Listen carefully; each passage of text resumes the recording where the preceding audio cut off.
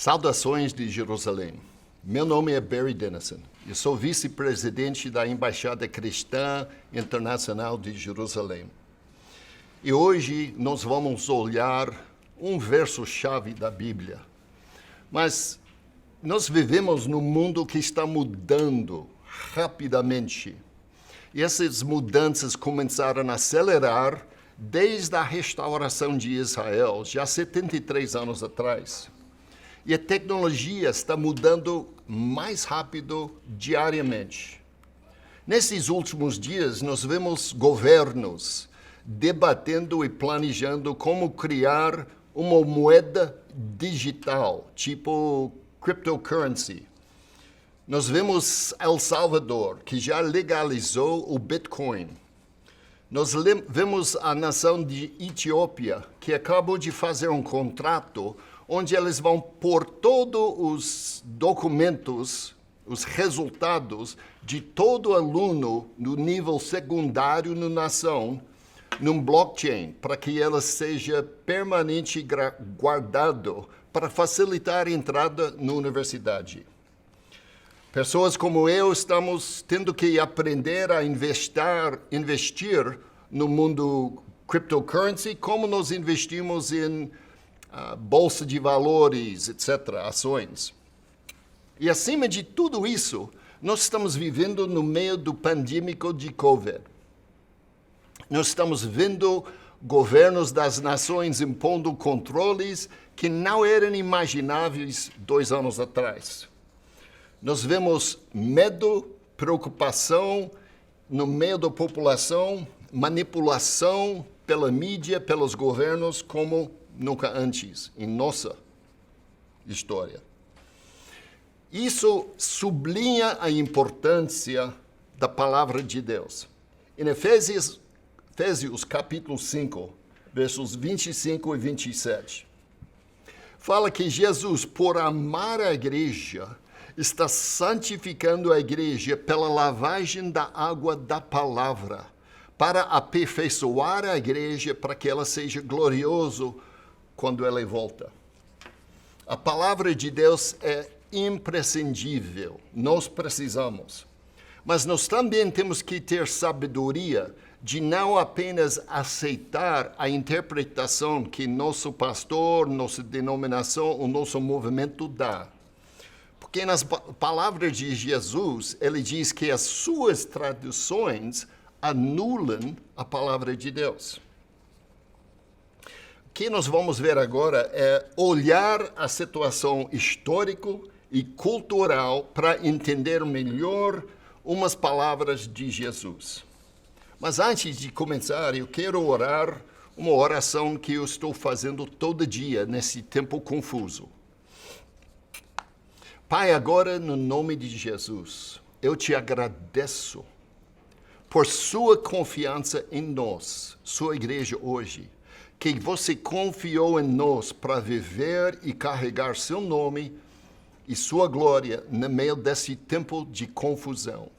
E eu peço, Senhor, que você concede-nos a graça, que nós damos a Ti a glória que sua morte e ressurreição merece.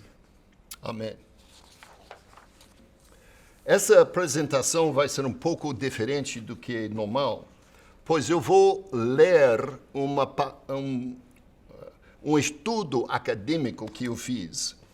E eu vou ler porque ela é bem preciso nos detalhes históricos que vai citado. O nome desse papel é o Racismo à Luz da Bíblia, um erro de interpretação bíblica. O antissemitismo tem sido uma forma violenta de racismo e de preconceito. Isso gerou perseguição, isolamento e, por vezes, a dizimação do povo judeu ao longo dos últimos 4.000 anos. Infelizmente, 2 milênios de civilizações influenciadas pela fé cristã revelam que a comunidade cristã tem sido uma principal força por trás das ideologias e práticas do antissemitismo. O antissemitismo cristão cooperou com a formulação da Inquisição da Igreja Católica Romana. Os massacres feitos pelas igrejas ortodoxas orientais e na Alemanha protestante foram responsáveis, em parte, pelo Holocausto do século XX. O antissemitismo é, em parte, o resultado de uma interpretação bíblica errada, devido à falta de uma contextualização histórica adequada. A interpretação errônea distanciou a igreja da postura exortada pelo apóstolo Paulo. Este erro produziu uma teologia que justificou e reforçou o antissemitismo. De onde vem essa ideologia, ou teologia que apoiou o antissemitismo? A afirmação que Deus rejeitou os judeus foi elaborada a partir de uma parábola ensinada por Jesus. Em várias traduções, essa parábola foi intitulada como a parábola dos lavradores maus. Para avaliar a veracidade dessa interpretação, nós vamos examinar a parábola dentro de um contexto histórico, cultural e político, acontecendo no tempo de Jesus. Essa parábola foi registrada em Mateus 21, versos 33 a 46. Também em Marcos 12, versos 1 a 12. E em Lucas 20, versos 9 a 19. Para esse estudo de hoje, nós vamos olhar como essa parábola está recordado em Lucas. Jesus estava ensinando no templo e confrontou os principais sacerdotes, os escribas e os anciões. Eles questionaram sua autoridade para ensinar. Jesus fez-lhes uma pergunta, mas os sacerdotes se recusaram a responder, para não serem apedrejados pelo povo. Isso é Lucas capítulo 20, versos 1 a 8. A cena foi, então, preparada para o contexto ser estabelecido para a interpretação da parábola. Era a semana de Páscoa. No templo, Jesus, como era comum entre os rabinos da época, estava ensinando aos seus discípulos e ao público. Lucas 21 a 8. Jesus começou a ensinar essa parábola em Lucas 20, verso 9.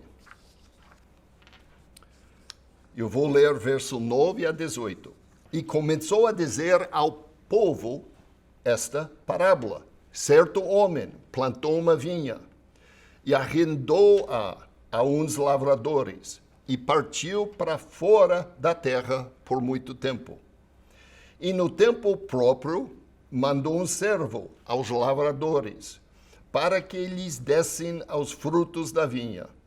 Mas aos lavradores, espancando-o, mandaram-no embora de mãos vazias. E tornou ainda a mandar outro servo. Mas eles, espancando também a este e afrontando-o, mandaram-no também de mãos vazias. E tornou ainda a mandar um terceiro. Mas eles, ferindo também a este, o expulsaram. E disse o senhor da vinha: que farei? Mandarei ao meu filho amado. Talvez vendo-o respeitem, mas vendo-o os lavradores arrazoaram entre si, dizendo: este é o herdeiro, vinde, matemo-lo, para que a herança seja nossa. E lançando-o fora da vinha, o mataram. Que lhes farão, pois, o senhor da vinha? Irá e destruirá esses lavradores, e dará a outros a vinha. E ouvindo eles isso, disseram: não sejam assim. Mas ele olhando para eles, disse: que é isto? Pois está escrito, a pedra que os construtores rejeitaram, essa tornou-se a pedra angular. Qualquer que cair sobre aquela pedra ficará em pedaços, e aquele sobre quem ela cair será feito em polvo.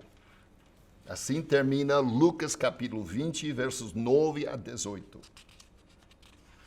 A comunidade cristã ensina por tradição que os romanos perseguiram os primeiros cristãos, principalmente para que não praticassem adoração a César. No entanto, o direito romano permitiu a existência e a prática de qualquer religião estabelecida antes da Constituição romana. A fé judaica era uma prática religiosa legal, de acordo com a lei romana. A fé cristã não era legítima, pois surgiu após a Constituição romana. Então, a perseguição romana contra os primeiros cristãos era para violar a lei contra a criação de uma nova religião. E era um crime capital. A igreja primitiva trabalhou para desenvolver uma apologética, ou podemos dizer, argumento legal para os cortes romanas, mostrando o cristianismo como uma extensão do judaísmo, para se proteger da perseguição. Os apologistas cristãos desenvolveram o argumento que a igreja cristã tinha substituído Israel. Tornou-se usual a afirmação que Deus havia rejeitado a prática do judaísmo e agora a igreja era o novo Israel. A continuação da religião judaica. A posição teológica cristã, portanto, não tem sido adequadamente avaliado no contexto da perseguição da igreja primitiva. Durante o segundo, o terceiro e quarto séculos, a parábola foi interpretada para dizer que o povo judeu representava os lavradores maus e, portanto, era assassinos de Cristo, e que Deus rompeu sua aliança com os judeus e deu-a aos gentios. A igreja abraçou a doutrina que ela era o novo Israel e o povo judeu era o velho Israel. A conclusão foi que a igreja dos gentios tornou-se o novo Israel, substituindo assim o Israel físico.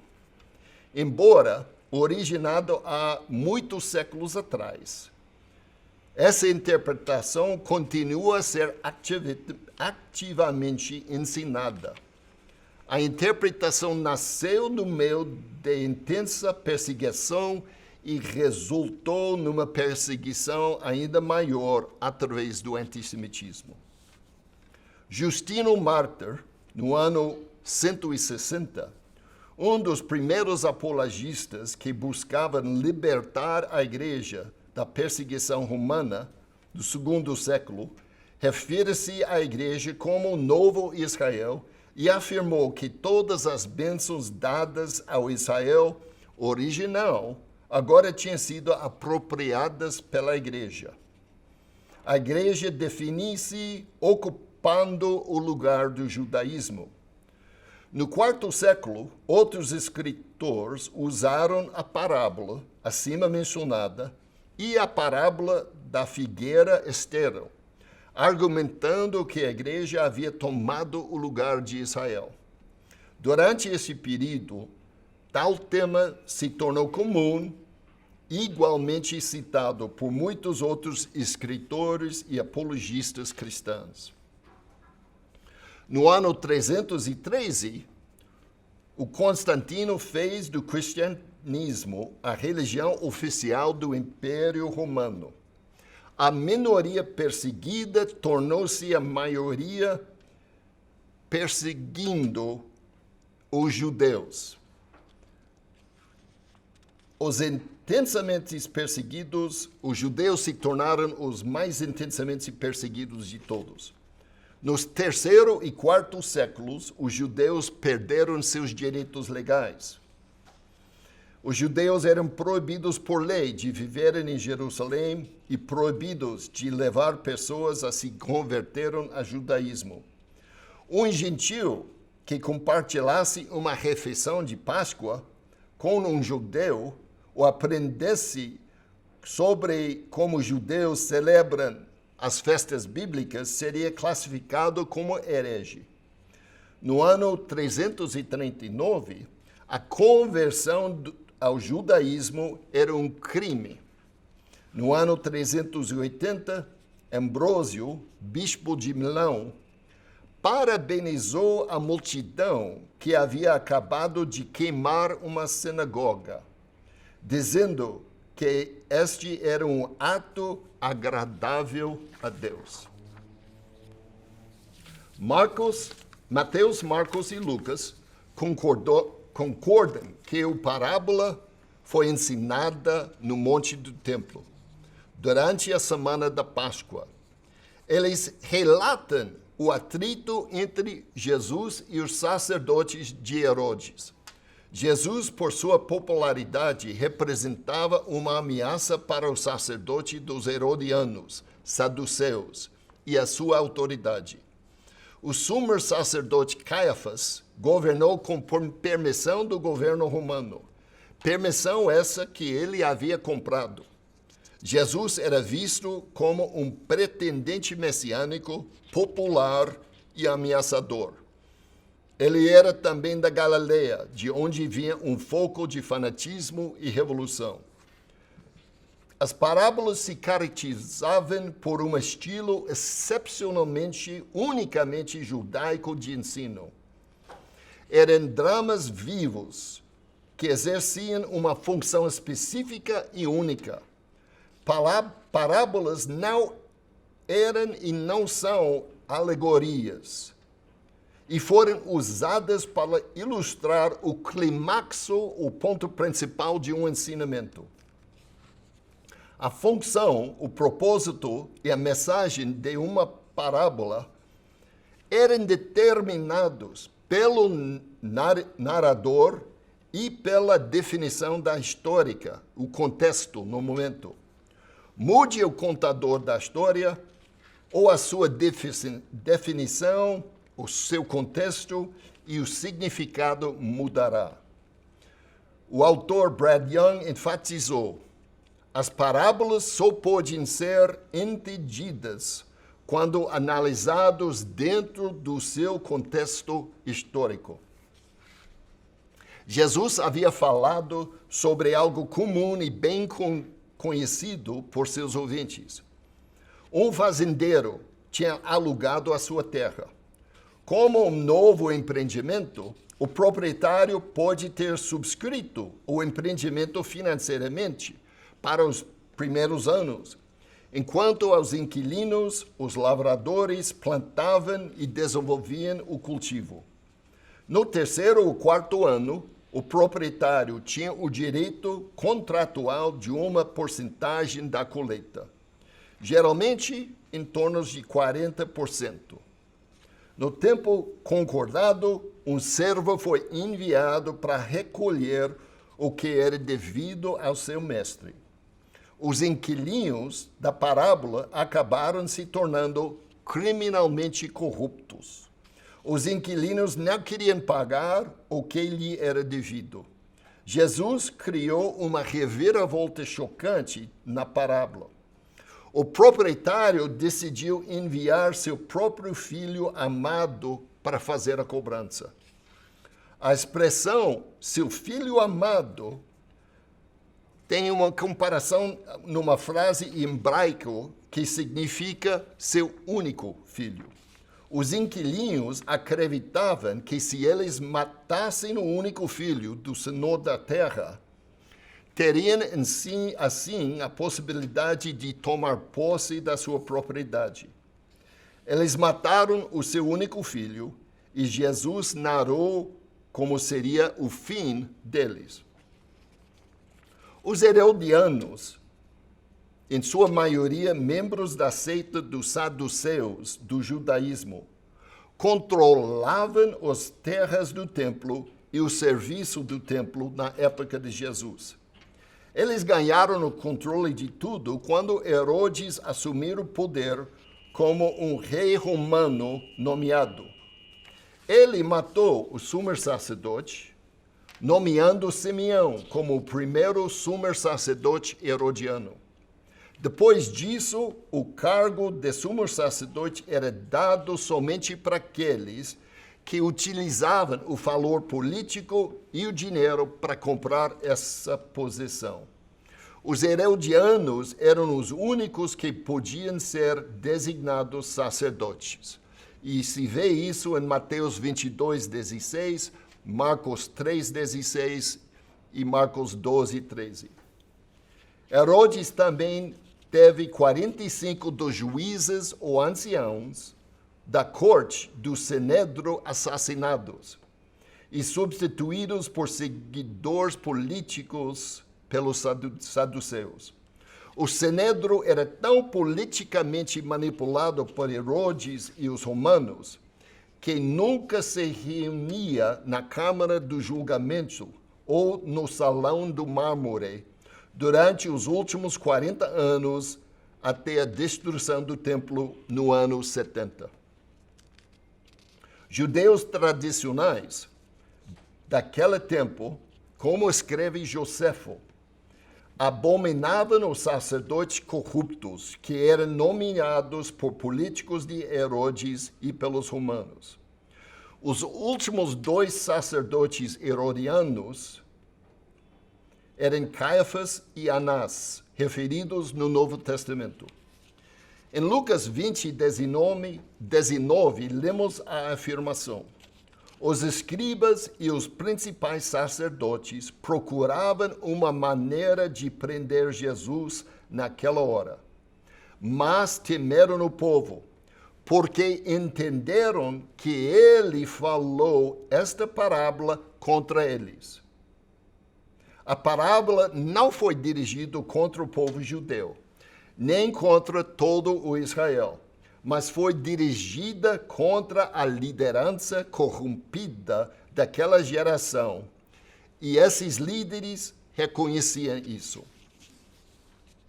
Por causa da história da igreja, os cristãos destacaram muito o papel do lavrador mau na vinha. A perspectiva cristã distorcida por 2000 anos de interpretação antissemita dessa parábola. O verdadeiro foco era o filho. Jesus se fundamentou bem, de forma bem judaica, quando fez sua citação, em base de Isaías capítulo 5, verso 1-7. O texto de Isaías era bem conhecido no primeiro século e interpretava como olhando para tempos messiânicos. Isaías 5:7 diz: a vinha do Senhor dos exércitos é a casa de Israel, e os homens de Judá são a planta das suas delícias. Assim ele olhou para a justiça, mas viu o derramamento de sangue. Procurou justiça e ouviu gritos de aflição. A vinha, então, era a casa de Israel. Mas Jesus não estava se dirigindo à vinha. Jesus estava falando com os inquilinos ou lavradores, aqueles que estavam supervisionando a vinha.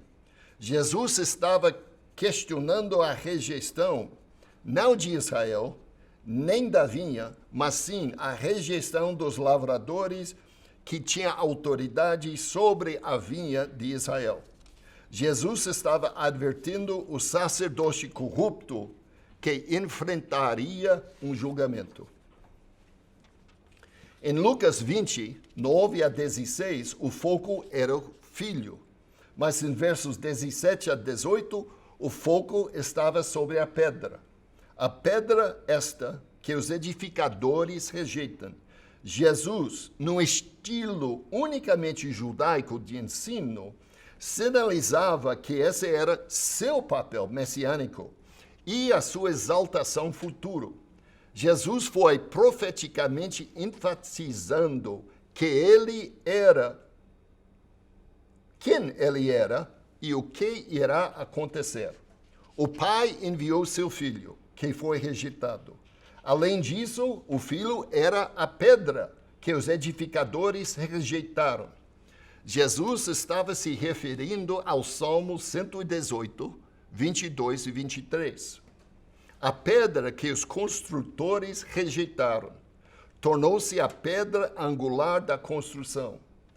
Isto é obra do Senhor e é maravilhoso a nossos olhos. Este é o dia que o Senhor fez. Alegremo-nos nele. Salmo 18 era uma música cantada durante a Páscoa, no tempo de Jesus. Jesus, com seus discípulos, provavelmente teria cantado este salmo após a última ceia ou a refeição de Páscoa, antes dele ir ao jardim de Getsemane. Qual entendimento que a comunidade judaica tinha dessa pedra na época de Jesus? Os judeus interpretavam essa pedra como se fosse uma referência ao rei Davi. Davi era o menor da sua família de irmãos mais velhos, mais bonitos. Davi chegou a ser rejeitado por seu pai e o profeta até que o Senhor interveio. Davi, que era menos importante, a pedra rejeitada, mas Deus fez dele o maior rei de Israel já conhecido. Além de Davi, a pedra também era interpretada como o filho de Davi, um termo que se refere à vinda do Messias. Então Jesus, com seu estilo judaico sutil, estava dizendo que ele era o filho de Davi, o Messias. O Messias seria rejeitado e ainda irá prevalecer. Todo aquele que cai sobre essa pedra será quebrado em pedaços, mas aquele sobre quem ela cai será espalhado como poeira. Verso 18 de Lucas 20. De qualquer forma, a pedra vence. Havia um paralelo direto com a parábola da pedra, dito na leitura dos sábios judeus. A parábola é sobre uma pedra que representava a casa de Israel. A parábola estava relacionada com o livro de Esther, quando Israel enfrentou a destruição, mas no final prevaleceu. Os sábios diziam que se uma pedra caísse sobre uma panela de barro, coitado daquela panela. Ou se uma panela caísse sobre uma pedra, coitado daquela panela. Em outras palavras, a pedra sempre vencerá.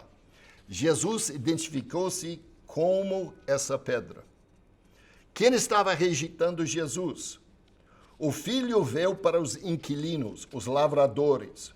Os sacerdotes dos herodianos, saduceus corruptos, eles rejeitaram o filho, a pedra, e até mesmo o condenou à morte. No terceiro dia, a pedra rejeitada, como a pedra ressurgiu, como a pedra angular de um tabernáculo espiritual.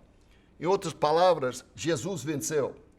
Havia dor e sofrimento, mas a pedra venceu. A parábola de Lucas 20, 9 a 17, deveria ser chamada a parábola do filho rejeitado, pedra rejeitada. Ficou a ideia de que em Lucas 20, 16 e 18, temos um sinal que aponta para a próxima destruição de Jerusalém e do sacerdote herodiano saduceu. O sacerdote foi destruído com o templo em Jerusalém no ano 70. Não havia nenhuma remanescente da seita dos saduceus logo após a destruição do templo. O povo de Israel estava contra o sacerdote corrupto. E Jesus falava ao lado dos judeus em rejeitar a liderança corrupta daquela geração.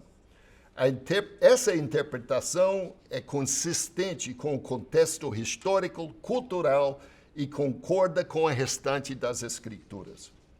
Em conclusão, o apóstolo Paulo, descrevendo a situação dos crentes gentios, escreveu: lembra-se que vocês, gentios, foram na época separados de Cristo, excluídos da comunidade de Israel, estranhas às alianças da promessa, não tendo esperança e sem Deus no mundo.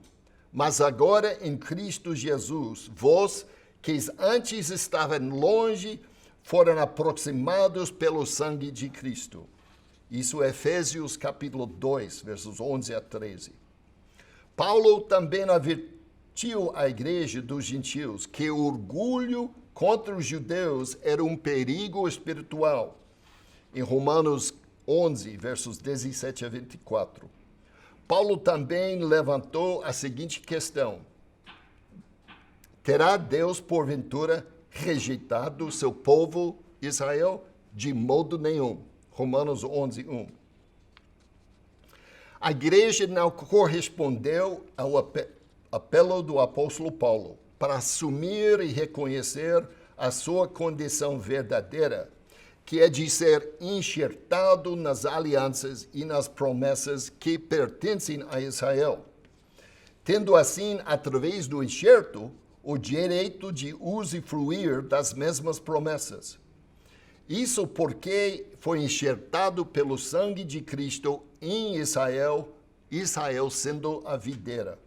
Pois, contrário, a igreja adotou uma postura de orgulho e rejeição por Israel e promoveu 2 milênios de ensino antissemita por causa de uma interpretação bíblica errada realizada por falta de entendimento histórico e do contexto das palavras de Jesus.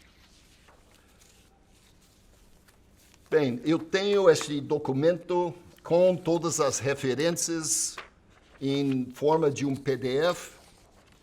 Se você quiser, você pode fazer contato comigo através das redes sociais, Barry R. Dennison, ou, por exemplo, no Telegram, @BR Dennison, Denison.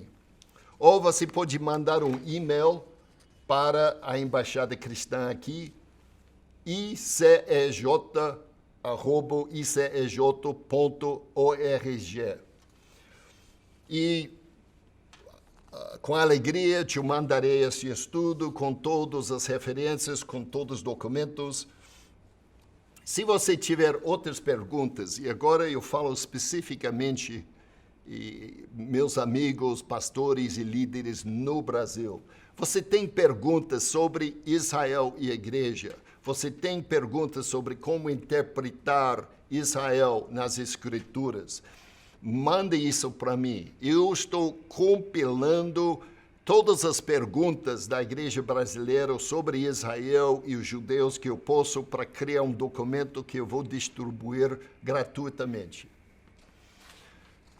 Agora quero terminar orando por vocês aqui de Jerusalém. Pai, no nome de Jesus, envia teu Espírito Santo agora aos ouvintes dessa palavra. Aplica a palavra aos seus corações.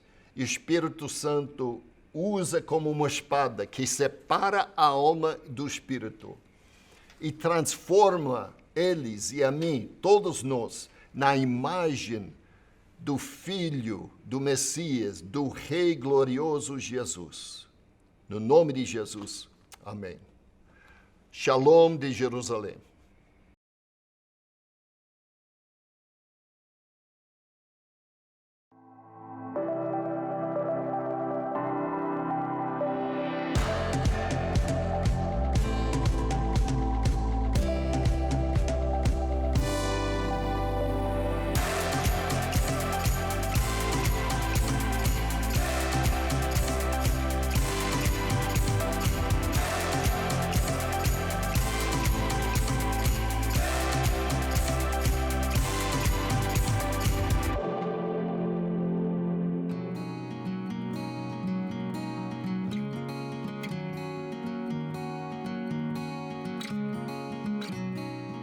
Hello, my name is Shmuel Bowman, and I am the Executive Director of Operation Life Shield. Kibbutz Alumim is one of the closest kibbutzim to the Gaza border.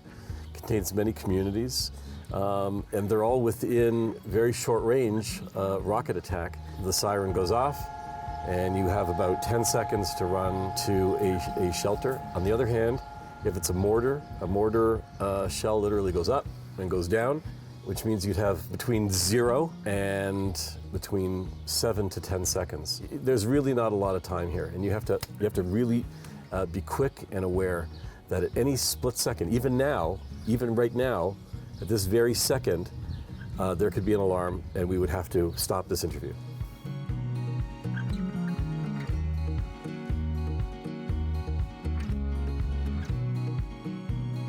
A year and a half ago, we saw something new happen, and that was these arson attacks. First, it started with kites, where they would attach a very simple, rudimentary, piece of hot burning charcoal attached to a string, and it would be flown over and then drop down and boom. But then they got smarter, and they started using balloons. First one balloon, and now we have multiple balloons. And instead of having a hot piece of charcoal in like a little wire cage, instead what you have is an IED, which is an explosive device that literally explodes and ignites a flammable material, and poof, the fields around the kibbutz or the forests immediately ignite. And that's been something that has caused a lot of distress in the past year and a half.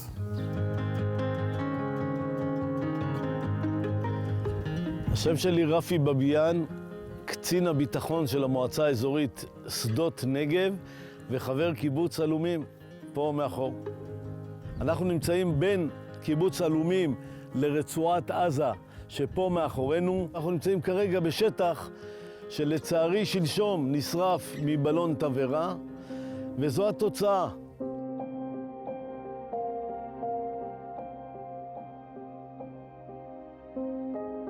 נשרפו עד כה בשנה הזאת מבלונים במועצה אזורית שדות נגב כ-450 דונם.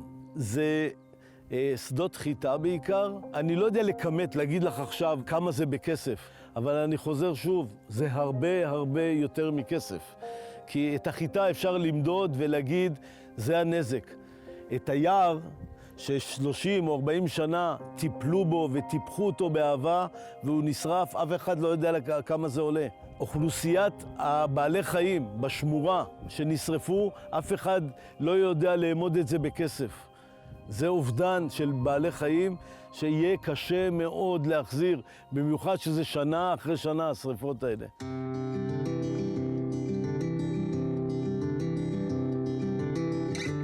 So the shelters and the firefighter trailers and the ATV vehicles like the one I'm sitting in right now have been a game changer when it comes to dealing with terrorism.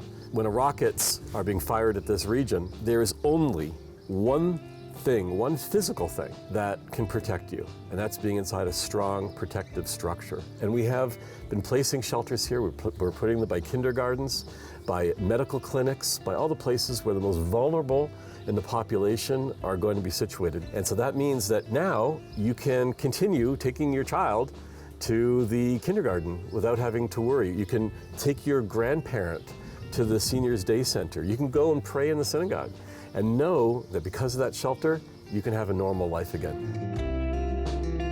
ICJ Aid has literally saved and protected the lives of thousands of people and all the people who are connected with those lives.